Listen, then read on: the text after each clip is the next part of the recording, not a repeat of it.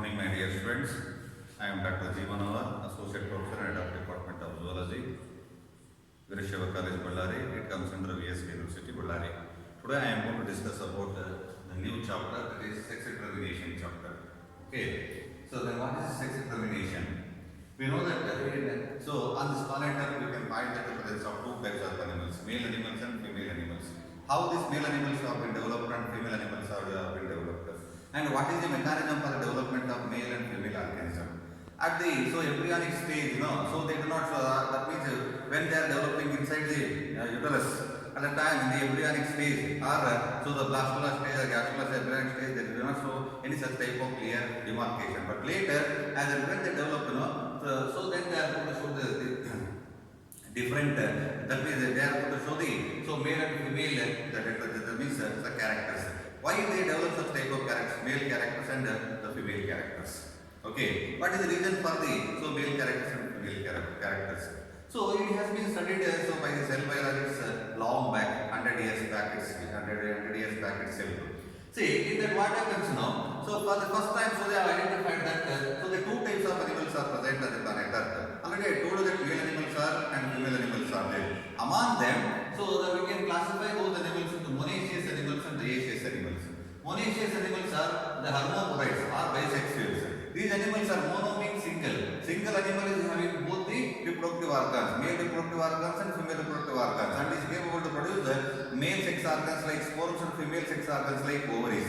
Such type of animals, the single animal which is having both male and female reproductive systems is named as monoecious organism or hermaphrodites or bisexual organisms. In lower animals we can see this type of organisms. And dioecious organisms here males and females are separate. Higher animals are showing this type of distinct demarcation between the males and the females.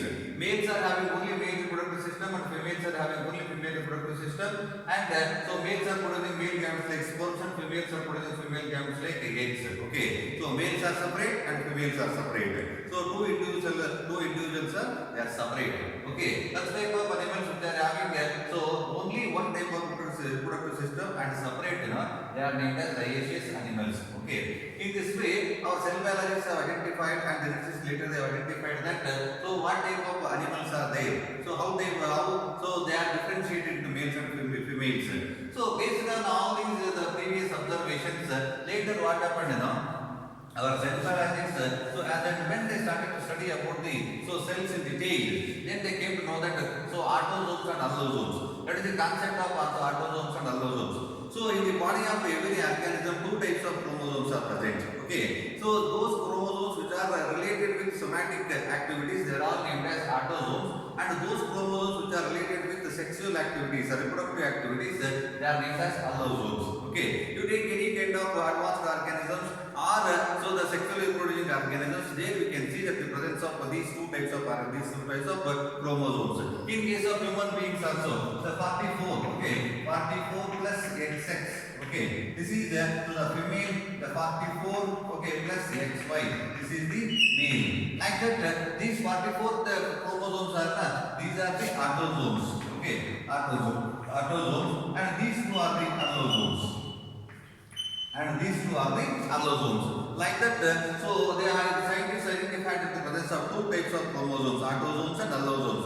Autosomes are purely concerned with the development of somatic characters, body characters. Okay, and allosomes are mainly concerned with the reproductive characters or the development of reproductive organs. Okay, so that's why two types of chromosomes have been seen very clearly in these sexually reproducing organisms. That is the concept of autosomes and allosomes. See here, for the first time, I think in 1891 itself, we found that the presence of X body, but he doesn't know that whether what is this one. When he was studying about the chromosomes present in the cells, he found that some unknown chromosomal structure, unknown body. For that, he called it as X body, unknown body, strange body, unknown body. It is called X body. And later, McClung, in grasshoppers, he found that in females 24 chromosomes, that is autosomes, and XX chromosomes. And XX chromosomes in female grasshoppers, and 23 chromosomes, only 23 autosomes, and only one X chromosome. Another one is absent here, 0. Okay, in males. So in McClung, in grasshoppers, identified this type of two systems. systems here. In male 24 autosomes and XX allosomes, and so that is in females. In males 23 autosomes and X0 allosomes. Only one X chromosome is present. Like that, what happened? Our scientists so gradually they started to study about the presence of different type of chromosomes, especially allosomes in different organisms, which are responsible for the development of sex of an individual. Okay, Wilson and Stevens in 1905, so they named it as X body. Okay, or X chromosome or X body. Okay, see, in this way, the X chromosomes and Y chromosomes have been, that means allosomes have been identified by scientists during the period of over the period of time. So next we shall pass on to the mechanism, the chromosome. We have identified the chromosomes here, autosomes and allosomes, and we told that the allosomes are, that means we came to know that allosomes are mainly responsible for the determination of the sex of an organism. Then how they are going to determine the sex? That's why we have taken a chromosomal mechanism of sex determination. How these chromosomes are playing an important role in the determination of sex of the organism. Okay. See, E.B. Wilson in 1909 for the first time coined so these two terms, so X chromosome and Y chromosome. See, first one is X body, so here he called it as X body, Wilson and Stevens, and next year in the 1909, so this person E.B. Wilson for the first time he gave the name to those so bodies, X bodies and Y bodies as X chromosome and Y chromosome. They are not simply the unknown bodies, they are the chromosomes and are having genes and are responsible for the determination of the sex of the organism. Okay, that's why so we call it as X chromosome and Y chromosomes. In this way, we have identified the presence of two types of allosomes, that is X chromosomes and Y chromosomes. Okay, in females XX chromosomes are there, in males XY chromosomes are there. Okay, later what happened? So then our scientists, so they have when even genetics so also developed. Okay, advanced. So then what happened? So our scientists again they started to so study the inheritance of this autosomes and allosomes. Okay, how they are going to inherit and how they are going to determine the sex in the future generations. See, for the first time what they did, they have seen that the presence of XX and X0 type in protenor insects. Okay, protenor is an insect here. Okay, are male heterogametic type. Are male heterogametic type. Here, so this XX is there, it is the female. Here it is homogametic in nature because it would produce only one type of a similar type of so the X. Here, so this male is the heterogametic in nature. Male is the heterogametic so in nature. Okay, heterogametic in nature. That is going to produce two types of gametes here. One sperm will be having AX chromosome, another sperm will be having A0 chromosome. That's why it's called heterogametic type. This type of AA that means XX and X0 type. Okay, AAXX and AAX0. XX and X0 type can be seen in protenor insects, true bugs, okay, hemipterans, grasshoppers, so Arthroptera, cockroach, etc. So in case of these insects, we can see this type of XX, X0 type. See, let us take the example here. AAXX autosomes and these are the X chromosomes. So this is so the female. Okay, this is the female and AAX0 this is so male. Okay, here this female is going to produce two types of so gametes like AX and AX. Okay, AX and AX, and this male is going to produce two types of gametes like AX and A0. Okay, these are the eggs and these are the sperms. So when so these gametes are combined, when this egg combined with this sperm, then what happens? They fuse together and so they are going to form so AAXX combination. AX and AX, it is going to fuse with this one. AX and AX, AAXX. So it because of the presence of XX chromosome, it develops into female. Okay, here this so if this egg combines with this sperm, then what happens here? AA and XX. So here this AAXX, because of presence of two X chromosomes, it also develops into the female. Okay, here this so here what happens? And this one is there, and this egg, if this egg combines with this form, then it will become so AAX0. Okay, because of the X0, only one X chromosome is present, another one is absent. It develops into male. Okay, here if this egg combines with this form, then what happens here? AAX0. It develops into male because of the X0 condition develops into male. In this way, based on the presence of XX and X chromosome, X0 chromosomes. Okay, allosomes. So the sex of the organism is going to be determined.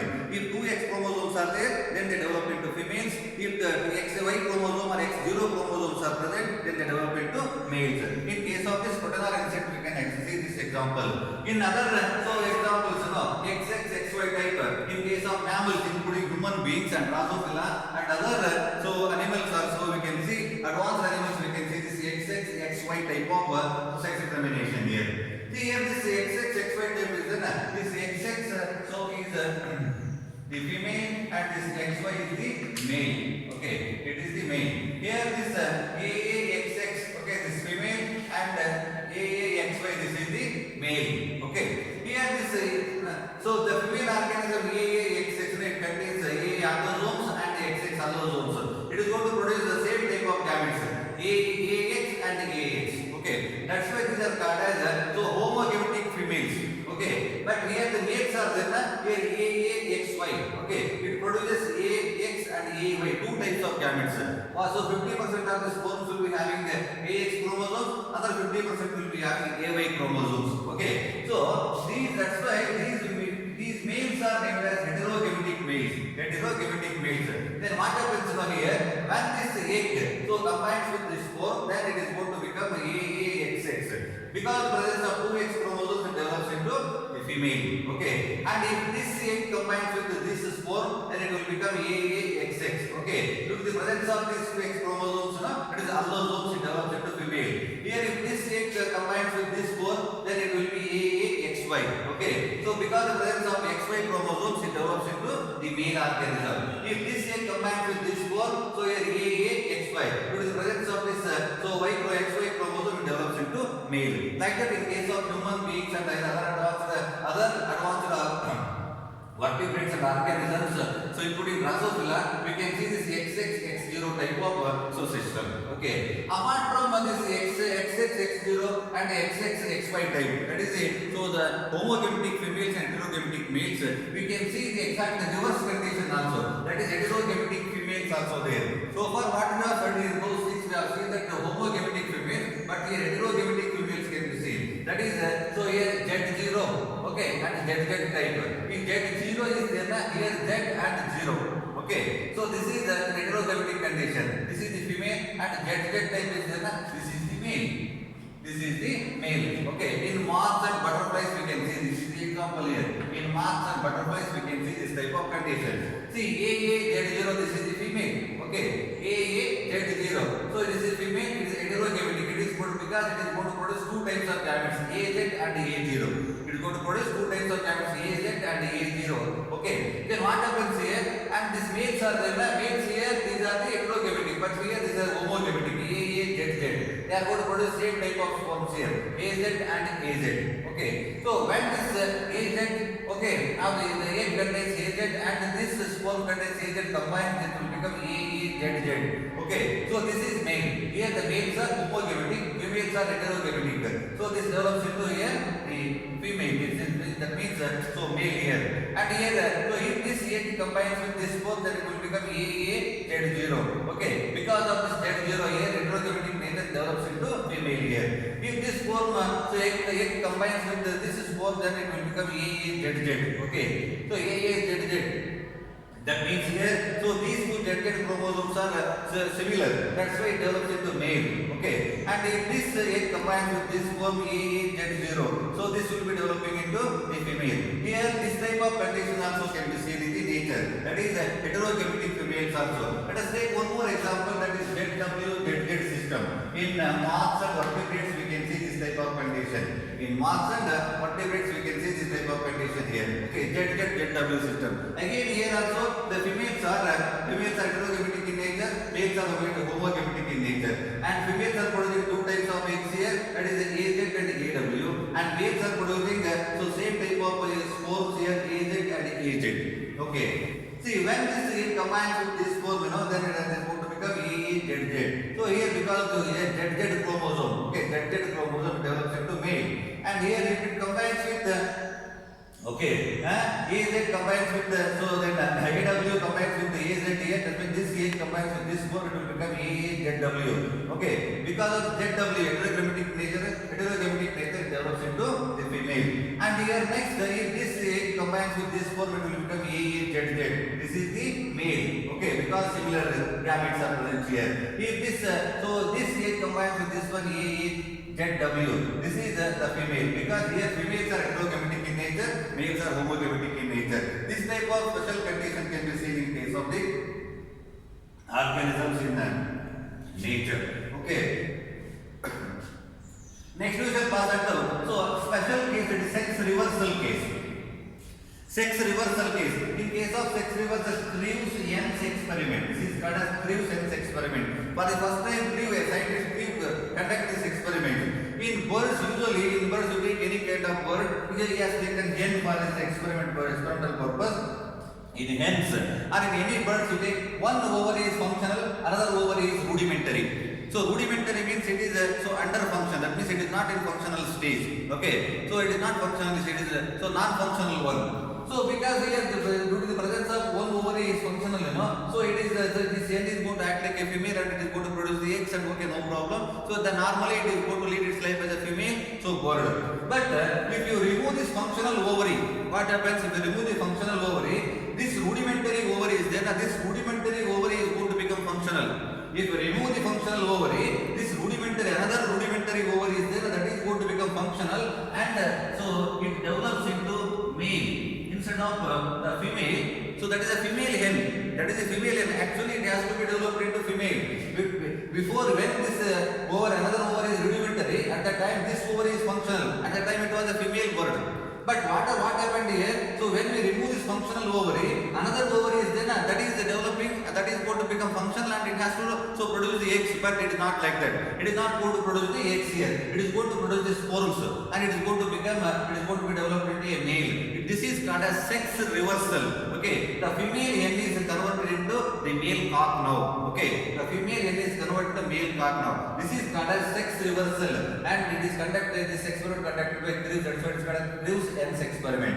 And one more thing is amniocentesis. It is the latest technique developed by the scientists. So here in this amniocentesis technique, what we are doing, we are going to draw the amniotic fluid with the help of hypodermic needles and hypodermic syringes. We are going to draw the amniotic fluid. Because at the time of development of embryo, okay, that means so they are covered by extra embryonic membranes like amnion, chorion, allantois.